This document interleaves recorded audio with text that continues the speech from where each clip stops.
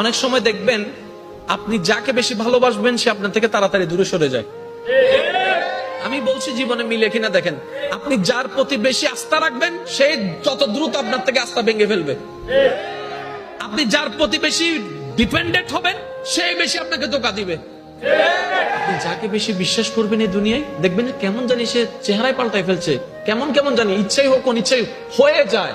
এক কথায় আপনি আমরা এই দিলে যাকে বেশি জায়গা দিই সে কেমন জানি তাড়াতাড়ি দূরে সরে যায়, কেমন জানি তার সাথে আমাদের সম্পর্কটা দূরত্ব হয়ে যায়। এটা কেন হয়?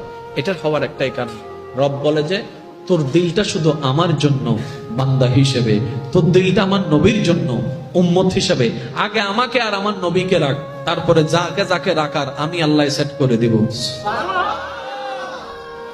আমরা যখন ওই সিস্টেমটা না মেনে ডাইরেক্ট দুনিয়ার দিকে চলে যাই, ওই দুনিয়াটাই আমাদের কষ্টের কারণ হয়। তারপর আমরা একটা ডায়লগ মারি, এই দুনিয়াতে বিশ্বাসী মানুষ নাই, এই দুনিয়াতে বিশ্বাস করলে ফিটে চুরি খাইতে হয়, এই দুনিয়াতে এমন করলে সব।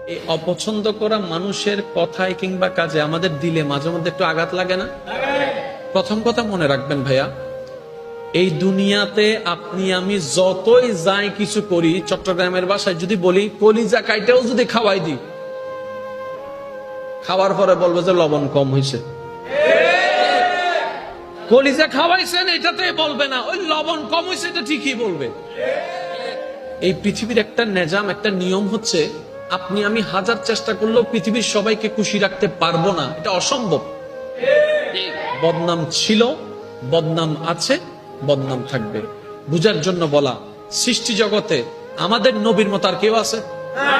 আর একটু জোরে বলেন, আমাদের নবীর মতো সুন্দর চরিত্রওয়ালা, যার চরিত্রের প্রশংসা স্বয়ং রব কোরআনে করেছেন, এমন চরিত্রওয়ালা আর কেউ আছে? অথচ এই দুনিয়া, এই সমাজ, হাজার মানুষ সাক্ষী সেই নবীর চরিত্র নিয়েও একদল প্রশ্ন তুলেছে, একদল বিরূপ মন্তব্য করেছে। তাহলে যেই দল, যেই জায়গায়, যেই দেশে, যেই পৃথিবীতে, যেই কালচারে নবী রাহমাতুল লিল আলামিনের মতো একজন আল্লাহর নবীর চরিত্রকে পর্যন্ত কথা বলতে মানুষ দ্বিধা করছে না, সে জায়গায় আপনি আমি আর কে?